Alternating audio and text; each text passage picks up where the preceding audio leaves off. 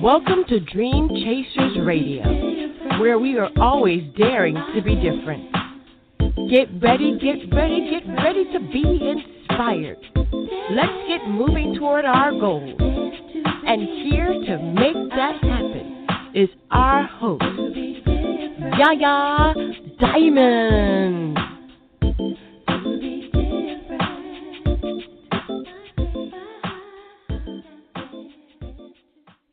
Oh, yeah, we're back. Sorry for the intermission, guys. My goodness. Welcome to Dream Chasers Radio, where you're listening to us on 97.5 FM, Real Community Radio in Northport, Florida, as well as on Bombay Radio in New York City and the Caribbean Community Radio stations. Hey, guys, you're on the Dream Chasers Radio Network, and we have a wonderful show for you tonight. It is when your dreams or your planning meets the goals that you've set. Wow, what do you do after that moment when you have planned, when you have worked so hard, and all of a sudden it's there? You got it. What happens next? This is the thing that surprises most people. It's like, oh my gosh, it's actually happening. What do we do with this newfound success? That's what we're going to be talking about today on Dream Chasers Radio. I am your host, Yaya Diamond. Don't you go nowhere. We have a wonderful show for you today.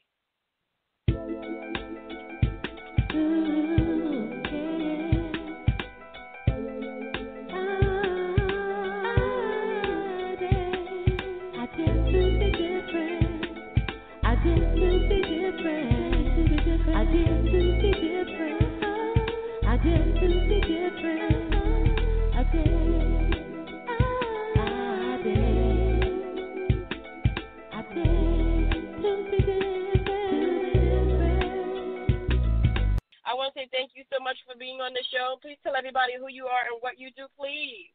I got you. Hey, how you doing? I'm doing. How you doing?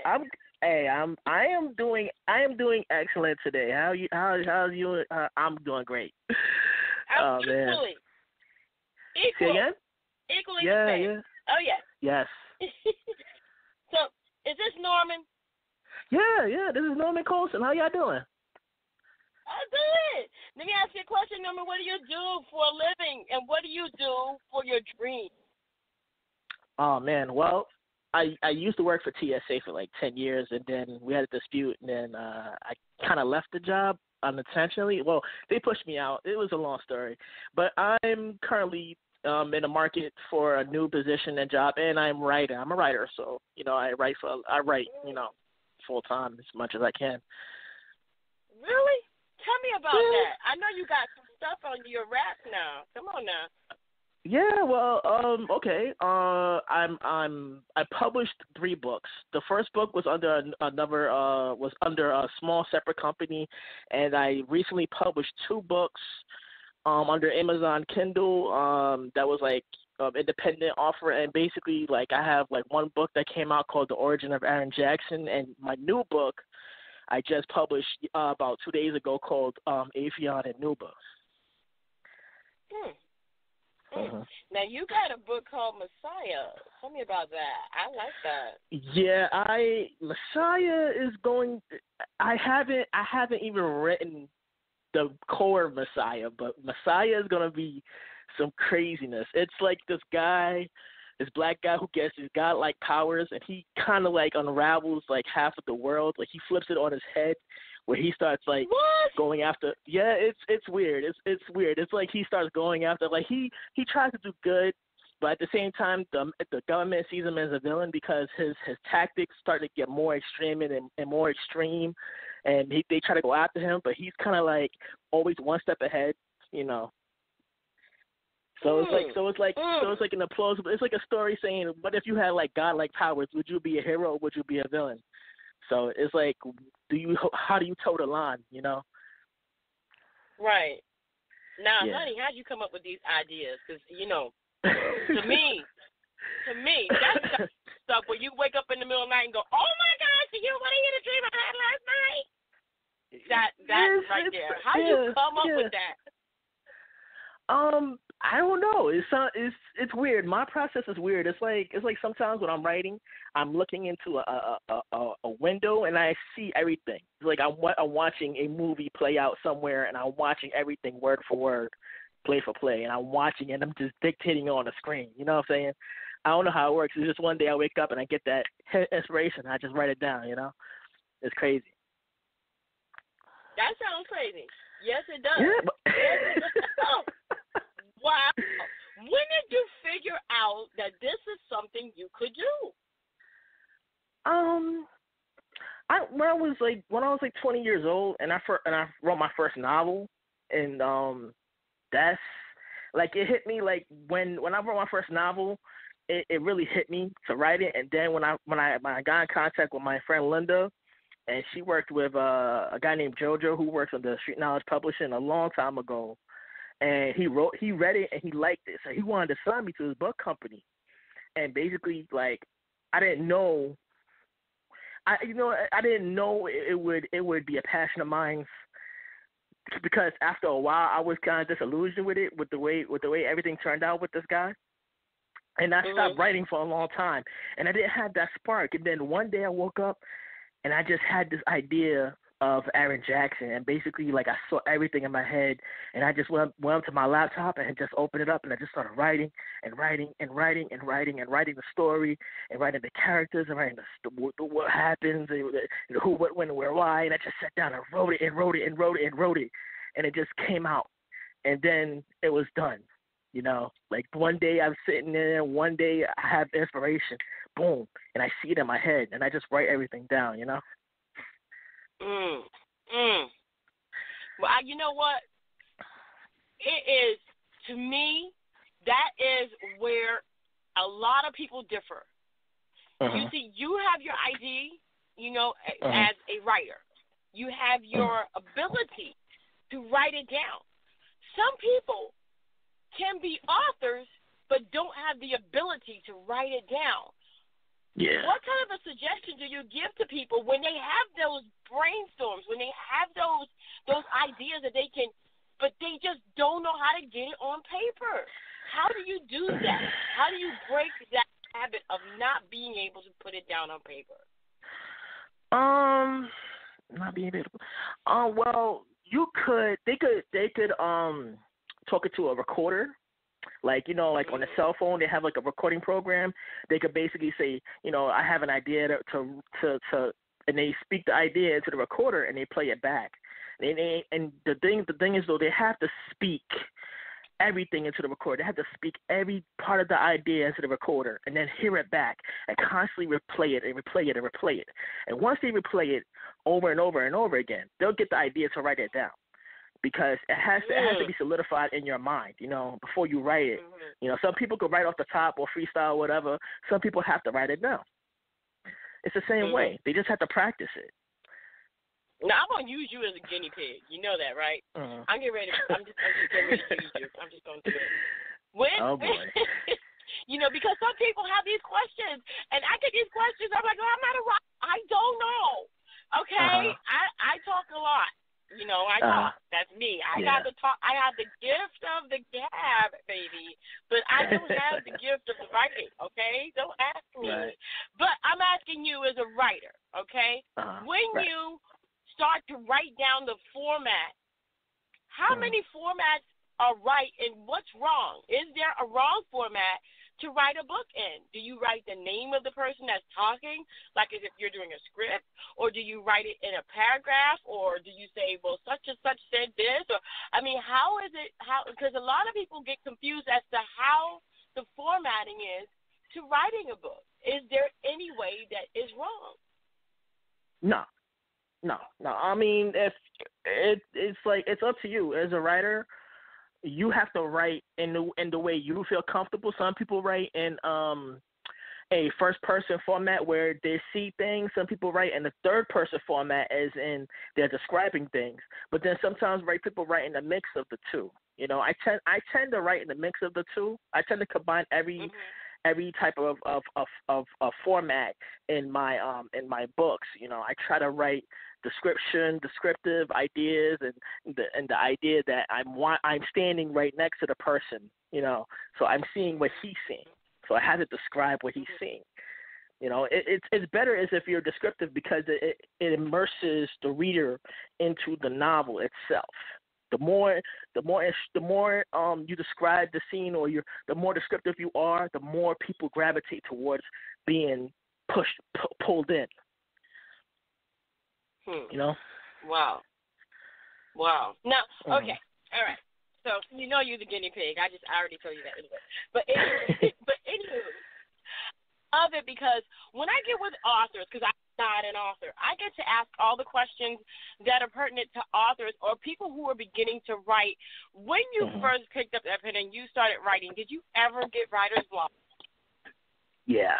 I still get it. It's a lot of times. I mean, a lot of times it's the information is not going to flow from your head. Like for me, like when I'm writing, sometimes I could be like just an ocean, just writing, and then one day I wake up and my mind's a blank. It's like a white blank page, and it's like I don't see anything. I don't feel anything, and then I have to go. You know, I have to relax for a few days, and then I'll come back to the story, and I try to sit at the laptop, and I try to push my brain into writing something. You know. For me, my process is very organic. I try not to force anything. There are people that force themselves to get over the writer's block. A lot of times you can, but a lot of times you can't. Sometimes you need sparks of innovation. Sometimes you need that inspiration to unlock it, and sometimes you have to wait. Mm-hmm. Now, John asked me a question, and John, thank you so much. John from Illinois, what's up? John asked a question. He said, and this is very interesting now. He said, what about ghostwriters? I don't use ghostwriters. I mean, I have nothing against people who ghostwrite. That's great. You know, people want to employ me for ghostwriting, but I always tell people, if you're going to write your story, you write it yourself, because the person who could write it good enough is you. I mean, ghostwriting is great. I mean, if you want to make a gig out of it and you can do that, there are people who have done ghostwriting and got paid under the table, you know, and that's great. I have nothing against ghostwriting if you want to do it. But for me, I write all my books by myself. I don't ask for help, and I don't ask anybody to ghostwrite anything for me. And how long is there a format on how long it takes to write a book? It depends on how committed you are. It depends on how committed you are, how driven you are, how passionate you are about your craft and the story you're telling. Basically, it's like if you're focused on getting this book and getting this story down and finishing a book, then you know, like when I was writing Aetheon and K'nuba, I was done within a good 2 weeks. Like 2 weeks, I basically knocked out 190 pages flat out. You know, and I was like a machine. You know, every day I woke up and I just kept writing and writing and writing. You know. Wow. So I just it happens like that. Wow. And you know, at any point did you rethink writing at all? I don't understand rethinking. What do you mean? Like, did you doubt that you should be writing? Maybe you couldn't be a writer? Did you kind of rethink yourself? Okay, I get what you're saying. I never really what's the word? Like second guess myself as far as my writing ability. Like all during school and growing up, I always had a great writing ability during English class, science class, whatever. I've always had a great writing ability, and each teacher I've had has said so. You know, I've never really taken it seriously, and then until I wrote my first novel, and then people were saying, "Oh, this is great, you should write this book." Now, you should never second guess yourself, because you know what's funny? When you second guess yourself, doubt creeps in, doubt pulls you down. You don't want to let doubt and self-doubt pull you down, because then it'll stop you from accomplishing your goals. You know, when you know, as a writer, you can't just, because if you stop writing, then you stopped. You know, you don't want to stop. You want to keep going. You know, you don't want to put yourself down your head. That's the worst. Wow. It is worse. Now, let me ask you a question, because today's show is all about goals and when they meet your journey, or when you have a goal and all of a sudden that goal it meets your planning, or vice versa. Have you ever had a goal or a plan that kind of met each other and succeeded, and then you go, oh my gosh, and it surprises you? Not yet. Not yet. Mm-hmm. Like, I have a goal and I have a plan, and the two hasn't met yet, but I'm working towards it. But like, I've met my goals. I've met goals in other areas, but my plan and my goal hasn't met yet because my plan is big. It's a big plan, and the goals, and they're launching from the opposite ends of the field. So it's going to take some time to get there. But in other aspects of life, everything has come together for me. So that's good, you know. Wow.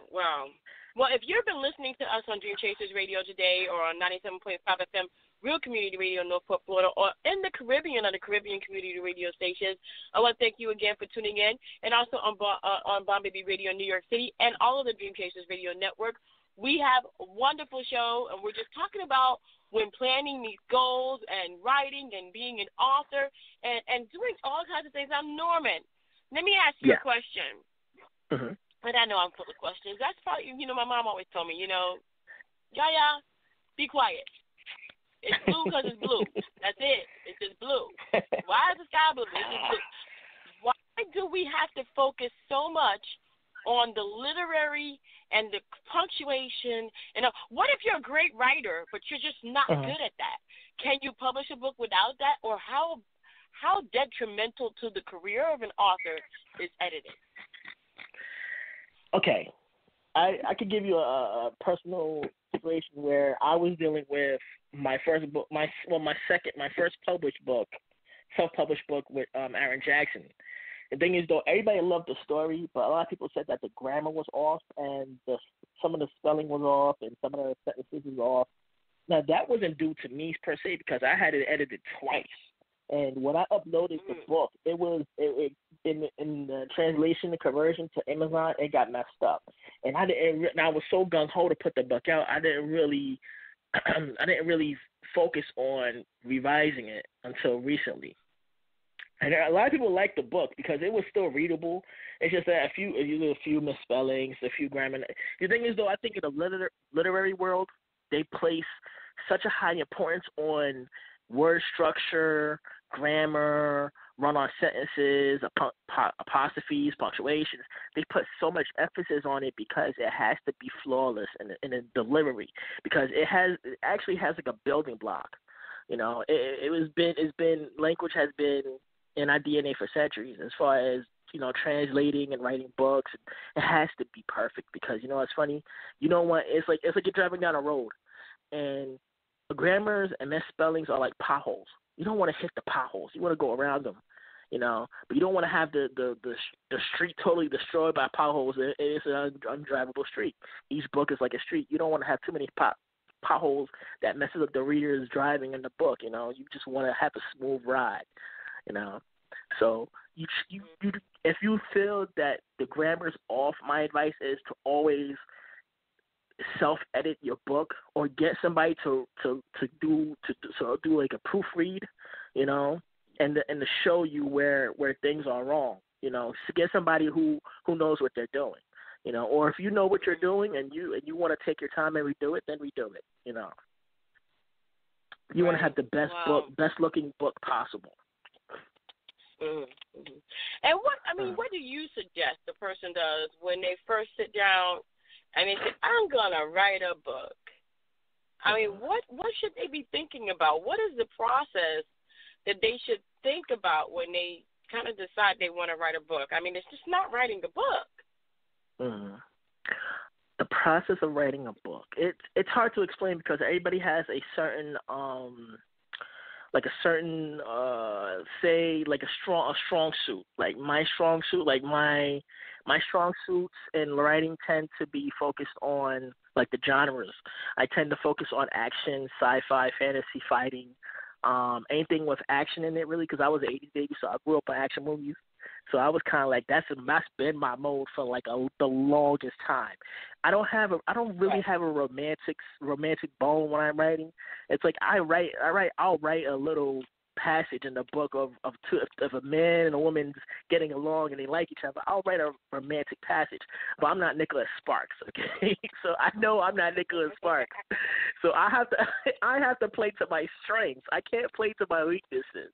But if you as a writer writing a certain genre, then focus on the genre that you feel great in. If you feel that, this is a great romantic story, this is a great love story, this is a great action story, sci-fi, fantasy, whatever. Focus on writing towards your strengths. You have to find out what your strengths are. As a writer, I can't personally tell a person what their strengths are. As a writer, you have to figure that out for yourself. What type of genre you want to write in, and what is the strongest suit that you feel comfortable in. Now, okay. So the last question I do have is, okay, you finished writing your book. You got it. Yeah. It's edited. It's perfect. I mean, you went through it. It's like flawless. You got it. What do you do next? It's like, okay, stop the presses. What comes after that? Right now, because if you're not signed with a book agent or a book publishing company, a major like book publishing company, you got to market it. If you really want your book to shine, you got to market. You got to put yourself out there.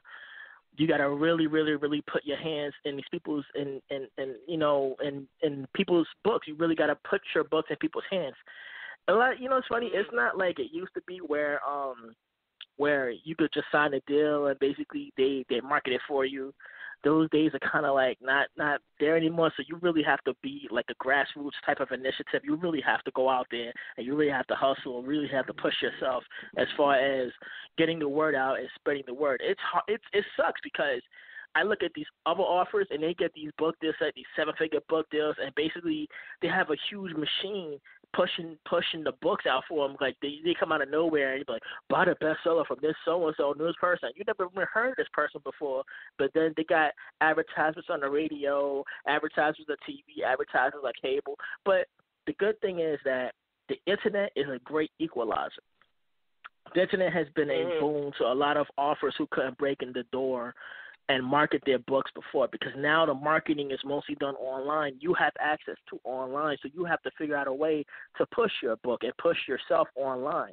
You're going to have to show up physically sometimes to hand out flyers or whatever, to talk to people in person, but other than that, the global reach of online, once it spreads and it builds a buzz to it, you could probably reach on a worldwide audience, better that way.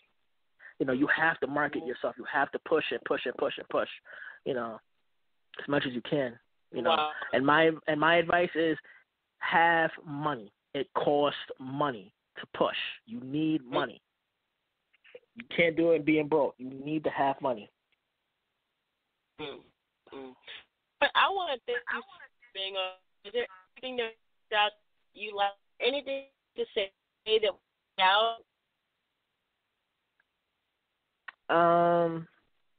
I don't know. I can't hear you. Can you guys speak? My signal's kind of getting messed up here. Anything like today, listeners that know? Oh man, I can't. I'm sorry. I'm breaking up on my end. I don't know if I can hear you right. Oh, okay. You can hear me now? Is there anything else you'd like to say? I hear you. Oh yeah, I can hear you now. It's better. My reception's better. I'm sorry about that. I just want to tell people to not give up. If you feel like a fledgling writer and you feel that nobody's gonna buy your book, don't even listen to doubt in your head. Push the doubt out. Push anything that's holding you back out. You have to really just finish your book and push it out there. There's so many avenues to do it now. You have no reason to make excuses. You know what I'm saying? The worst, for me, it's like out of all my family, I'm the only one who's really interested in my books, which is sad because it's like you expect your family to be the biggest cheerleaders, and a lot of times that can depress you when they just don't care. So for me, it's like, damn, I want my mom to read my book because my mom reads Danielle Steele, but she won't read my book. And I'm like, why don't she read this trash? Why don't she go tell her I said that though. Well, she read that trash, and she can read my book, but she don't want to read my book, but she read Danielle Steele. Get out of here, Danielle Steele nonsense. That's nonsense, man.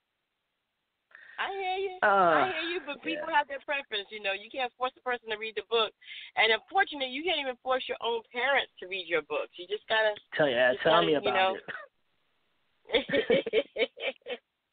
Well, Norman, I want to thank you, Norman, for being on the show, and we will have your information up as soon as I get back to the studio. And if you don't know, I'm in the middle of a parking lot at a mall somewhere, stuck in the middle of Florida, on my way back to the studio tonight. Well, you know what? Before I go, I just want to tell everybody to please purchase Aetheon and K'nuba right now. It's on sale at Amazon.com.